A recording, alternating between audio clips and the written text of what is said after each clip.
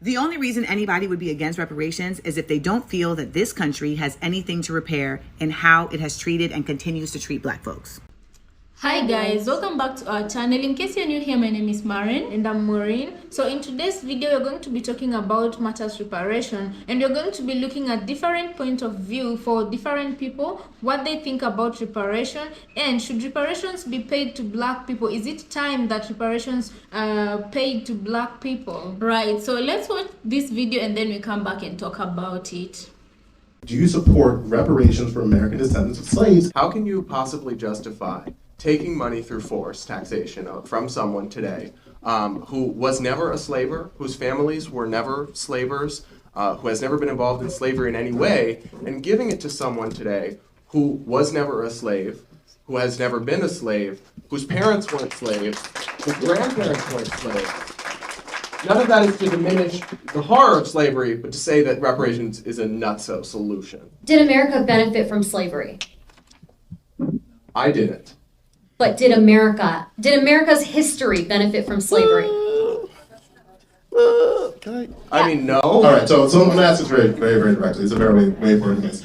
Did your parents receive anything from the New Deal, and specifically Social Security?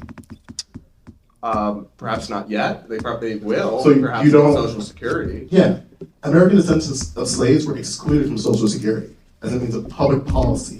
So when you look at the position that American descendants of slaves are in, that's generational poverty. So you're going to have to be very explicit about the reason why you're doing this thing. We have to recognize that the assets were taken from American descendants of slaves, and it's the federal government's job to redress them. Hundreds of years ago, I would have supported it at the time. At the time, we're talking about the 80s, my friend. We're talking about slavery. We're talking about as recent as... No. Let's not do that. If we stay on slavery, we're going to be stuck there forever. It's slavery that led to Jim Crow, that led to redlining, that led to the war on poverty, that led to the war on drugs, that led to the situations that even your partner cited. Yeah, and that's the government's job. But you want to respond to that today by discriminating again on the basis of race. No. It's reinforcing the divides.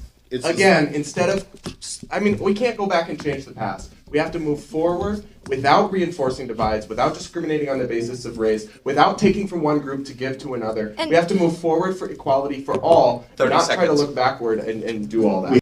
The only reason anybody would be against reparations is if they don't feel that this country has anything to repair in how it has treated and continues to treat Black folks. I don't think reparations for something that happened 150 years ago for whom none of us currently living are responsible is a good idea. First off, Mitch, you were alive 100 years ago. Look at you.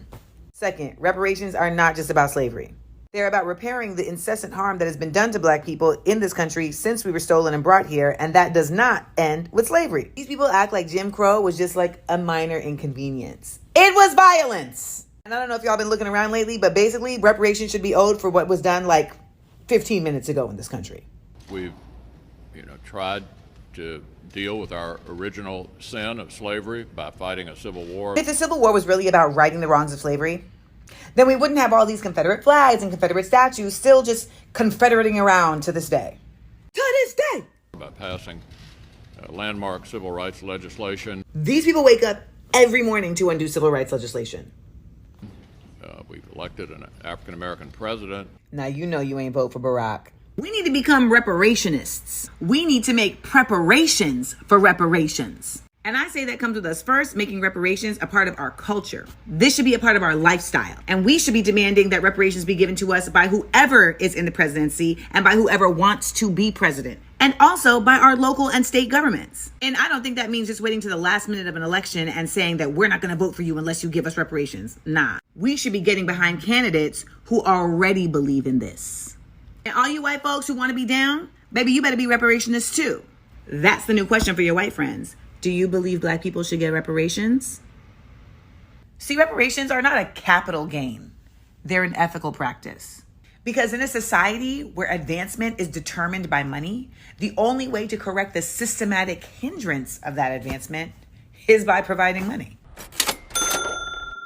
Reparations are not some far-reaching thing that have never been figured out before. We need to stop looking at reparations as something we need to imagine, consider them as something that is very real that needs to happen. What we need to imagine is what we are going to do with the reparations to make sure that our community and ourselves are taken care of. We need to become reparationists. 4 myths about reparations for Black descendants of slavery in the U.S. Now hear me out. Hear me out. I know a lot of people immediately jump to anger and dismissal when this conversation comes up, but I want you to stick with me and stay open-minded because I might hit you with a perspective you've never considered before. Myth 1, reparations is unnecessary because slavery is a thing of the past. The truth, the legacy of slavery, which leads to black codes, which leads to Jim Crow, which leads to redlining, which leads to mass incarceration, and so on and so forth, continues to shape the lives of Black Americans today through ongoing economic and social disparities. Addressing the injustices of the past is necessary to addressing the ongoing issues of the present. Myth 2, reparations is a form of reverse racism. The truth, first off, the phrase reverse racism is problematic for many reasons that we'll have to explore on another day, but it's important to note that reparations are based on the specific injustices that Black people faced due to slavery and discrimination. The goal of reparations is to address historical injustices and provide opportunities for economic repair and mobility, not to discriminate against any particular group. Myth 3, reparations will be a handout and would discourage Black people from working.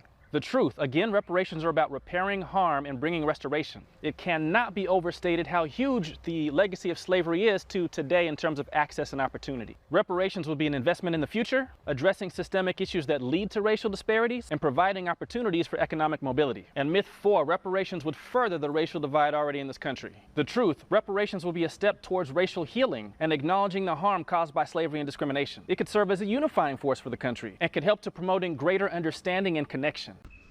So guys, welcome back to the show. Most white people think that reparations shouldn't be paid to Black people, and in their own opinion they argue that they were not there during the days of slavery. Hence, in their own opinion, Black people should not be paid reparation because also Black people were not the slaves that injustices were being done to. Yeah, but I'm going to disagree with this opinion because when you look at the American structure right now, even if the descendants of slaves were not exactly there during slavery, and even if a white American argues that they didn't own slaves and they don't own slaves right now, but the question should be, are they benefiting from the systems that were kept in place to oppress Black people, and hence brings them on top and creates that economic inequality and that social inequality towards Black people? Are they benefiting from that? Because the second sister talked about anybody who talks about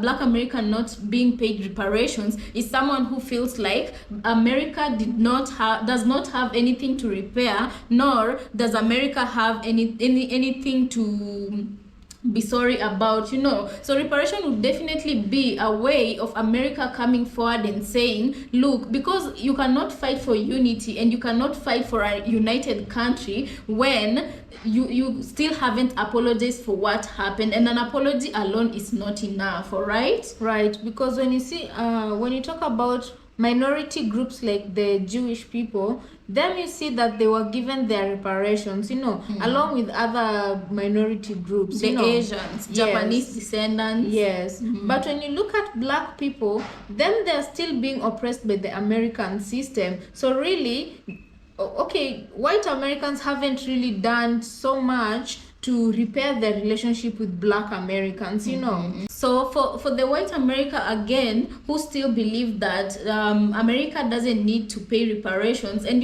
they always argue that you cannot force white people to pay taxes so that they can pay reparations to Black people. And then you wonder, if this person is thinking this way, they really do not see any wrong that Black people were done to. In their own opinion, they say that Black people are just lazy and they should go to work, right? They should stop crying reparations and they should stop wanting to be paid for that was done in the past, and everybody should move forward, right? And I'm asking myself, if that was done in the past and right now Black Americans don't have a reason to come out and complain, then why is it that systems that were put to oppress them still work to date? You understand? When you look at the Jim Crow laws, which were introduced in the 19th and 20th century, that is not a long time ago. 20th century, you can look at it like literally it was yesterday. And these were laws put in place to segregate the races, white Americans from black Americans. And it didn't just end in racial segregation. And when you look at places where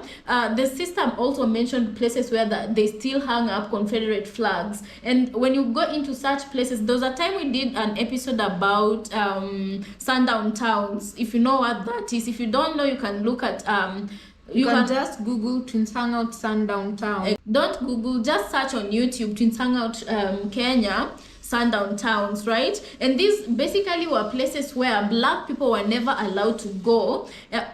Well, you were allowed to go if it was for work, but let the sun not set when you're still in those towns. So what happened to those people who are still in such places when the sun sets? Most of them would be chased down and they would be unalived in the most gruesome ways, and the police would not really do anything about it. Right. And to paint a picture, in that video, there's a white American lady who sits down and gives accounts of what her family used to do, sending out and renting out hunting dogs to their people of their race to hunt down black people, literally, you know. So for someone who's saying it didn't, you know, it was a long time ago and people should forget, I think forgetting starts with white Americans mending their ways or acknowledging. But if up to right now, majority of them are not yet willing to acknowledge the wrong that has been done and is continuing to be done to the black Americans, really, I don't think that you know, reconciliation is in the horizon anytime soon. Right. And then, you know, people just talk, when you talk about let's say, for example, when we highlight issues to do with what is afflicting the black community, or when we talk about it, it's through talking about these things that create awareness, right? But you see, 1 in every 1,000 comments in our videos, a white person who comes and says, oh, you twins are trying to divide the races. We are not trying to divide the races. It's just what has been put in place that needs to change, right? And I assure you, you hear it from the black community. What do they normally say?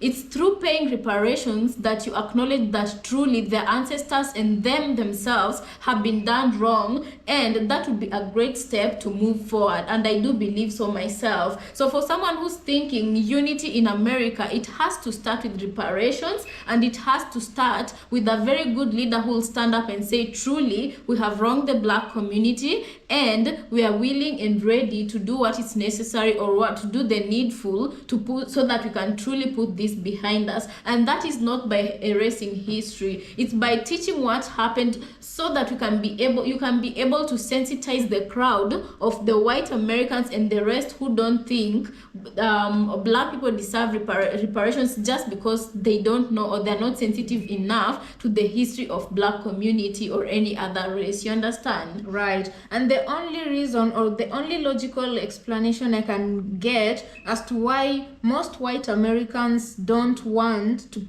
reparations to be paid, or for the guilt of admission to be carried out, is the only reason I can get for that is because most white people right now are benefiting from how the system is, and they're not ready or willing to let go or amend what has been put in place to oppress black people. Yeah, you know, guys, I'm just going to admit this. You know, back in the day when I wasn't so knowledgeable about this, and when we were not exactly going out of the way to look for the truth, we used to think, here in Africa, we used to think, you know, black Americans are in America, all right?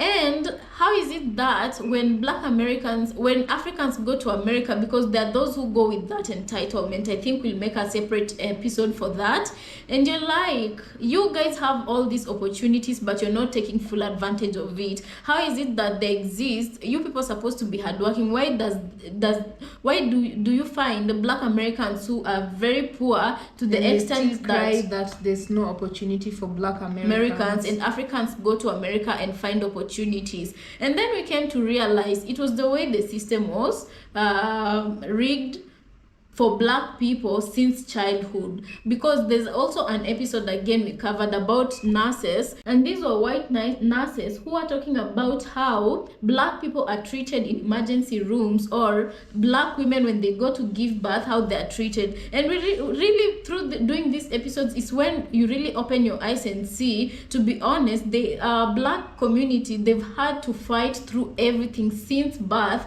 for them to get at least the little that they managed to get. You understand? So you guys, I don't know, let us know what you think about this episode. And then I don't know if you've ever heard, but I think I'm asking the wrong question, because I know definitely people have heard about when white people are asked, how comes you had all these opportunities, but in some way you still end up, there's still a good population of them that end up being failures, yet the system was for you, yet every opportunity that was there was given to the white people first before the black people got to get them. You understand? So what's your excuse for not excelling? And could this be the reason why they don't want black people to get reparations? Because that will be just one other thing that might give them a chance to try and come up and, you know, like an equalizer type of thing. So you guys, also when you talk about social benefits and the food stamps, you know, we used to think that these are things that literally they don't see race. If there's someone in the community who needs it, so provided you don't have a job, provided you don't have something to eat, it doesn't matter what race you are. At least us here in Africa, when you hear that in movies, what comes to mind? That if you don't have something to eat, you just, when you have a food stamp, you go get food. But through the videos we do is when we came to realize that even this system, majority of the people who are benefiting from it are white people. There was a fan of ours who was telling us and comparing the situations, because then they have to live through it. And our fan was telling us that you might find a black American person, you have like 3 to 5 kids, and then when you go to get your food stamps or to claim a social social benefit, you're denied just because of the skin of your color. Yet your white counterpart might go to for the same, and they have a better situation than you, probably just only has 1 child, and they're way off, like when you compare the two, and they get the benefit that they are seeking. So you guys, these are some of the things, the systems that we talk about when we say why reparations should be, you know, I feel like that would be the right way to go, because it tells people, and it also tells the generation that is living through it, that there are things that happened in the past, and that those things gave birth to a system that is still oppressing black people, you know. So guys, let us know what you think about this episode, and thank you so much for watching. And if you're new to this channel, please kindly remember to subscribe, and we'll see you on our next episode.